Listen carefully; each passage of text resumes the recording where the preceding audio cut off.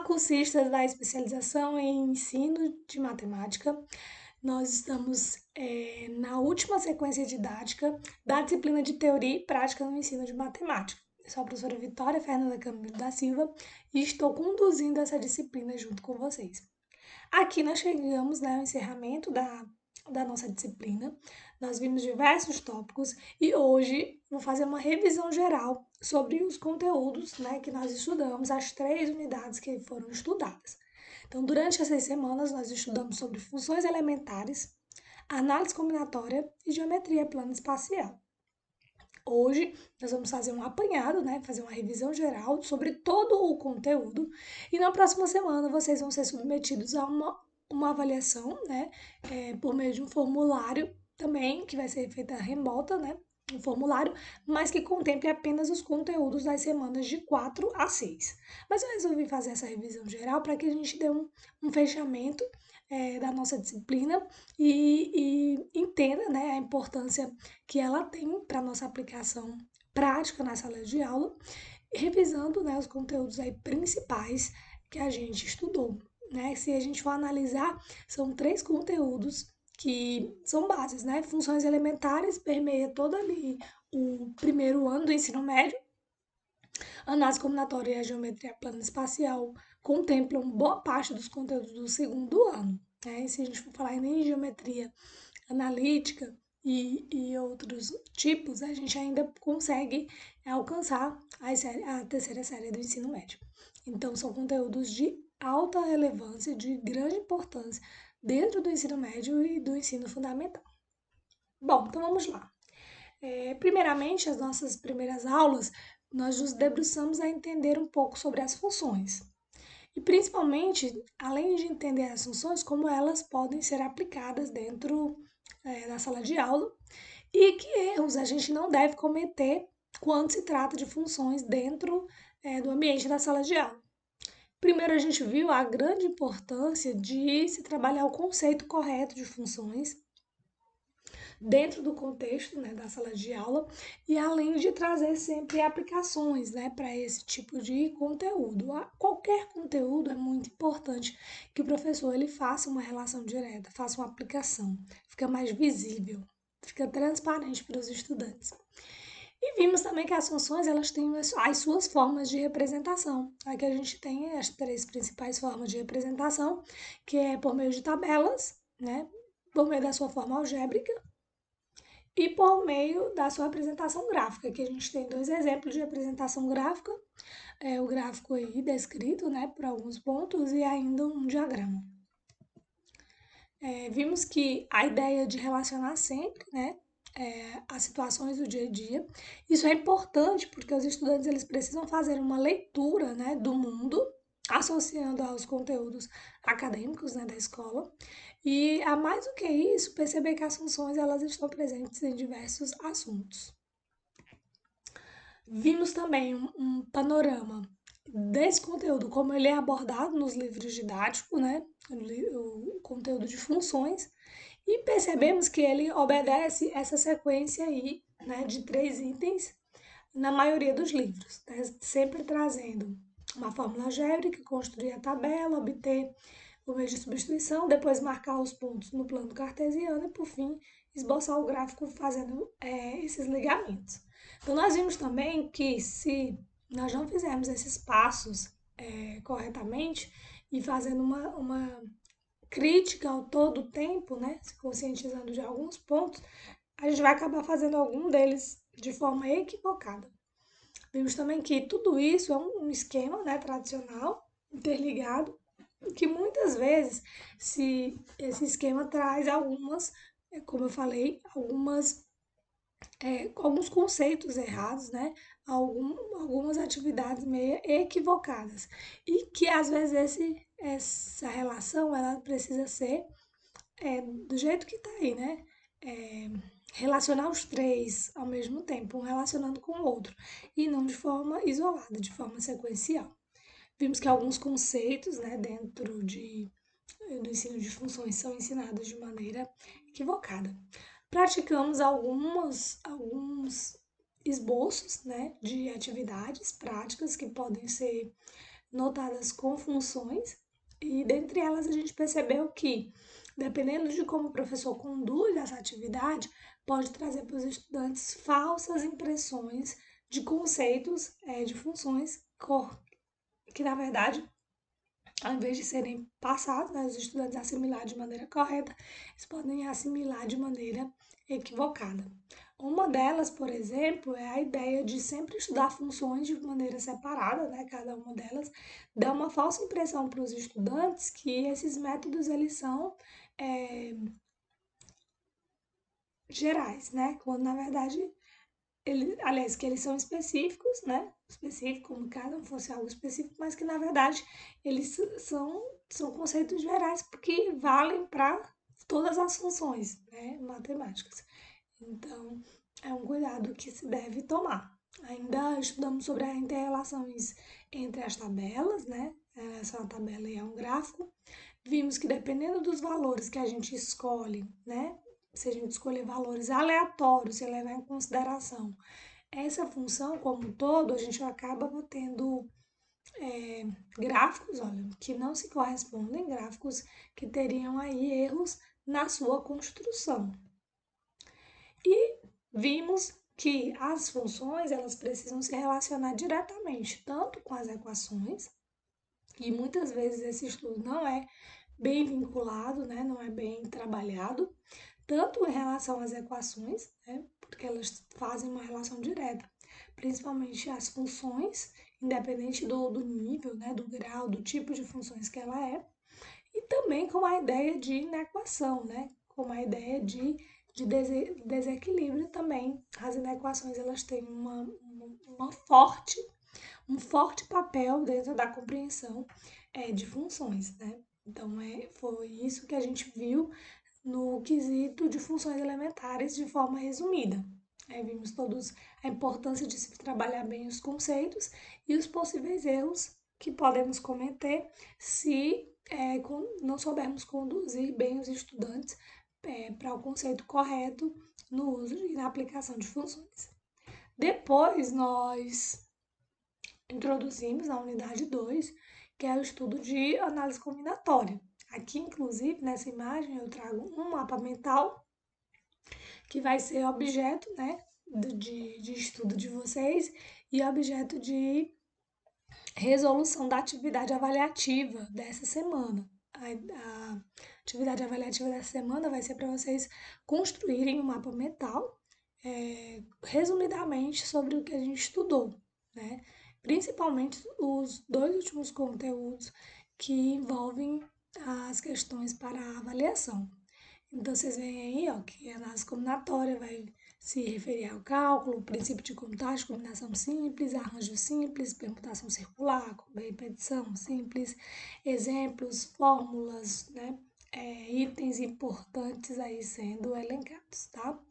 Primeiro, a gente discutiu bastante nessa unidade sobre a ideia da necessidade de apenas memorizar fórmulas para resolver problemas da análise combinatória, né? Até porque a análise combinatória ela envolve uma variedade de itens e a gente precisa despertar esse interesse pelos interesse dos nossos estudantes em fazer esse tipo de questionamento, né? Vimos uma situação de um professor do ensino médio que gostaria de inovar e durante a aula a gente foi estudar como essa análise combinatória ela poderia ser estudada de uma maneira diferente através de envolvendo outras questões e outros conteúdos.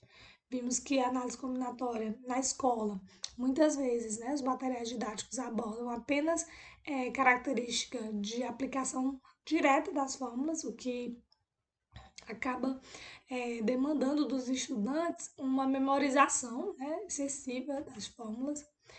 E vimos que existem muitos desafios ainda, né, que podem tornar esse ensino atraente. Dentre eles há alguns métodos diferentes, como a criptografia, que pode ser utilizada em diferentes itens, né, de combinatória. E aí nas atividades e nas sequências didáticas, nós falamos sobre a criptografia de Júlio César, né, análise combinatória, a ideia de mensagens, né, de criptografar mensagens, e como o ouvinte né, poderia estar fazendo esse processo inverso, né, de criptografia. Vimos que essa criptografia, ela existe em muitas coisas, né, do mundo hoje, mas por exemplo, a linguagem computacional, né, ela é toda criptografada. Estudamos sobre o princípio multiplicativo, né, que é um princípio básico da análise combinatória, e depois, a partir do princípio multiplicativo, surge a ideia de fatorial, e que é importante que essa ideia de fatorial ela surja depois do aluno ter entendido de fato a ideia do princípio multiplicativo, porque depois ele vai aparecer apenas como um fator de facilitador da aprendizagem para cálculos um pouco maiores. Vimos algumas situações, né, importantes, passo a passo de atitudes para se resolver problemas de contagem. Exploramos alguns desafios, alguns itens, né, algumas questões, como é o caso desse agente secreto, né, quando precisa decodificar uma palavra de 7 letras, e aí o estudo de anagramas, né, se dá bem. Vimos que a gente pode usar questões sociais dentro do estudo de análise combinatória, por exemplo, estudando o comportamento do sistema do código de Braille, que é um código de criptografia também, que usa pontos, e esses pontos eles são agrupados, e existem diversas combinações, né, para cada ponto, para montar as palavras, e que os estudantes talvez poucos deles conheçam, saibam a estruturação desse sistema, e você pode aproveitar, além de ensinar a análise combinatória, pode ainda trazer uma questão social relevante e importante para o estudo, para dentro da sala de aula. Além disso, também tem um sistema binário, que é o sistema e a linguagem computacional, que pode ser explorada. Por fim, na unidade 3, começamos a estudar sobre a geometria e os seus itens. Essa geometria que pode começar a ser questionada, né? Principalmente pelas percepções geométricas, plano espacial, né? Será que os alunos eles entendem o que falamos sobre geometria quando apenas falamos? Será que não é melhor apresentar esses conceitos de uma forma que eles percebam de fato, que eles manipulem, que eles toquem nesses objetos, que eles interajam sobre esses objetos? Fizemos essas reflexões, vimos que a geometria é um dos conteúdos em que há uma desvinculação muito grande em relação à aprendizagem, e que é uma linguagem, na verdade, a geometria é uma linguagem que deveria ser universal e facilitada, mas que às vezes não, o estudante não consegue associá-la, interpretá-la com a realidade, estabelecer relações com a realidade. E isso é algo que precisa ser revisto, porque esse é um dos princípios, né, da geometria, princípios básicos da geometria, porque ela está presente simplesmente em tudo. Vimos que a escola ela precisa explorar, né, diversos outros conceitos, outras diretrizes, né, no quesito da a geometria, e não somente, né, nomear, dizer, classificar sólidos para que os alunos façam apenas memorizações de figuras, mas que eles entendam como o processo acontece. Foram sugeridas algumas atividades que possam ser feitas. Um exemplo é construção de maquetes para que os estudantes percebam as formas nas mais diversas, né, nas mais variadas situações de um ambiente, né, físico, como a rua, como o bairro, como a escola. Então, é uma opção para que os estudantes pensem, né, sobre isso.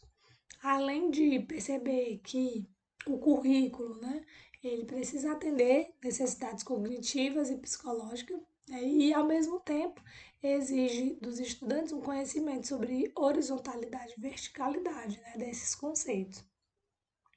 Em que temos a verticalidade, né, que é responsável pelas abordagens aritméticas, algébricas, geométricas, e também perceber esse conhecimento de forma horizontal, ou seja, de que dentro de cada um, ao longo de cada etapa, eles podem evoluir dentro das suas próprias concepções. Dentro da unidade 3, nós fizemos uma retrospectiva sobre o ensino da geometria no Brasil. É importante, às vezes, lembrar como tudo começou, né? Como vem se ensinando, vem se estudando algumas concepções. E a gente viu aí esse cenário de 1955 até 1998, vendo que algumas coisas foram evoluindo, outras foram sendo deixadas de lado e outras foram sendo retomadas no decorrer desse processo aí.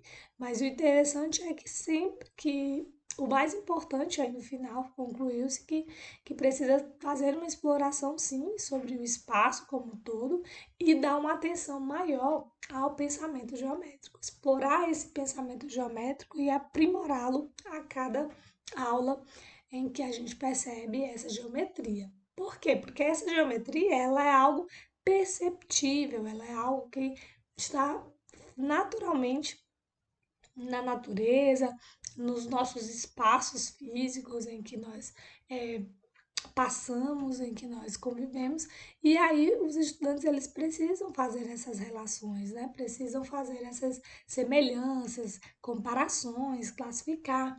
Enfim, é algo da própria ação do ser humano, do homem.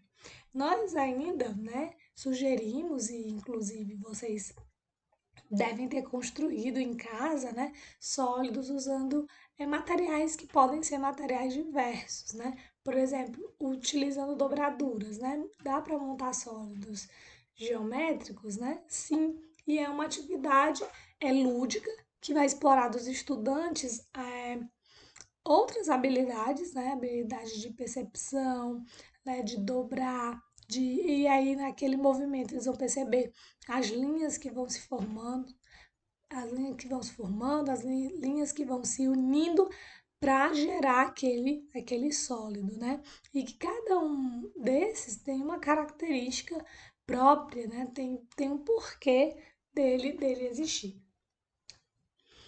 E fizemos ainda bem, exploramos bastante, né? E demos muita ênfase sobre justamente essa ideia do pensamento geométrico, trazendo algumas situações para os estudantes em que eles comecem a pensar, né?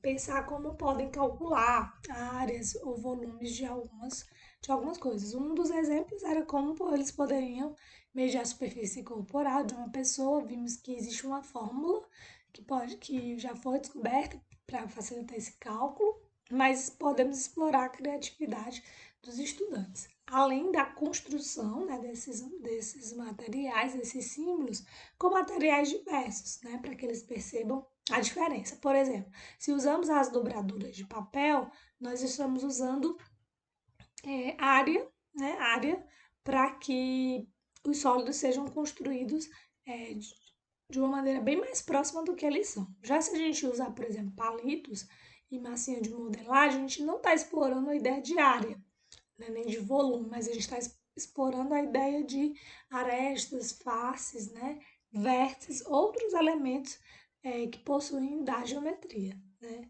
Além de explorar habilidades, né, dos estudantes em fazer esse tipo de atividade. Com certeza, se o professor inova com esse tipo de ferramenta, com esse tipo de metodologia, os estudantes eles vão gostar. Então, não importa qual material você escolha, o importante é explorar. Então, escolha materiais de fácil, né, acesso à sua condição, ao seu espaço, né, de fácil manipulação dos estudantes, adequando a idade, né, desses estudantes, o nível que eles podem trabalhar, cada um com a sua complexidade, com o seu nível de compreensão, mas o importante é que seja explorado, explorar os diversos conceitos aí da geometria. Além da geometria espacial, vimos itens sobre geometria plana e dentre eles principalmente a ideia de medidas, né? Vimos que essas ideias, essas unidades, elas podem ser contínuas ou descontínuas, que podem ainda ser intensivas ou extensivas. E isso tudo vai depender de acordo com o ambiente em que elas se encontrem, né? O ambiente em que elas se encontrem. Assim, podemos relacionar diretamente a geometria e a álgebra. Então, é importante fazer essas conexões, né? Das unidades que estudamos, conectar a outros itens. Por exemplo, as funções a gente pode conectar a ideia de lugar geométrico, a ideia de suas representações. Na análise combinatória, explorar análises combinatórias em diversos outros eixos em contextualização, como é o caso da criptografia, do Braille, da linguagem computacional, e a geometria relacionar ela à álgebra. E principalmente a ideia de envolver esse tipo de quantidades, né, intensivas ou extensivas, de modo em que haja uma compreensão, né, que parte desse conceito, né, de medida e envolvendo a álgebra. Vimos ainda que podemos relacionar a geometria combinatória, temos esse exemplo aí de pontos em duas retas, quantos triângulos nós conseguimos formar. Então, a gente precisa da ideia dos conceitos básicos de geometria para fazer uma questão como essa, e os conceitos de análise combinatória. Vimos um desafio também de alguns problemas que podem ser usados essa ideia, não só da combinatória, mas precisando dos conceitos da geometria. E que sempre precisamos, e sempre que for possível, precisamos de enxergar as coisas de uma maneira diferente, né? Observar os diversos ângulos que um objeto se porta, está, e que dependendo da minha visão, né, dependendo do ângulo em que eu vejo essas coisas, pode mudar, né, muita coisa nesse ambiente.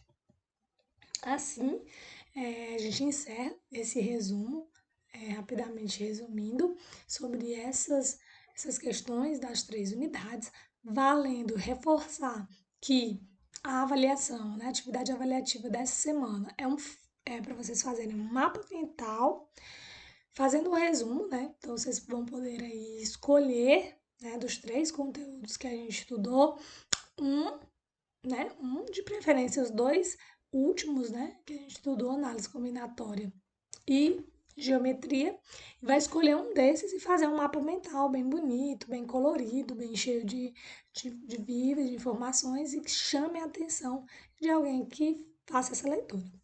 Então, no item lá de atividade avaliativa, eu coloquei, vocês podem fazer de forma escrita, né, manuscrita, esse mapa mental, ou seja, você mesmo escrever no papel, desenhar, colocar cores, pintar, ou você pode usar alguma ferramenta online, alguma ferramenta no computador que possa gerar esse mapa mental. Então, você escolha a metodologia que você achar mais viável para você e me envie o seu mapa mental de forma bem bonita. Lembrando que na próxima semana nós já temos um formulário com 10 questões objetivas que vocês precisarão responder, mas para responder não precisa estudar todas as aulas de todas as semanas, apenas os conteúdos das semanas de 4 a 6.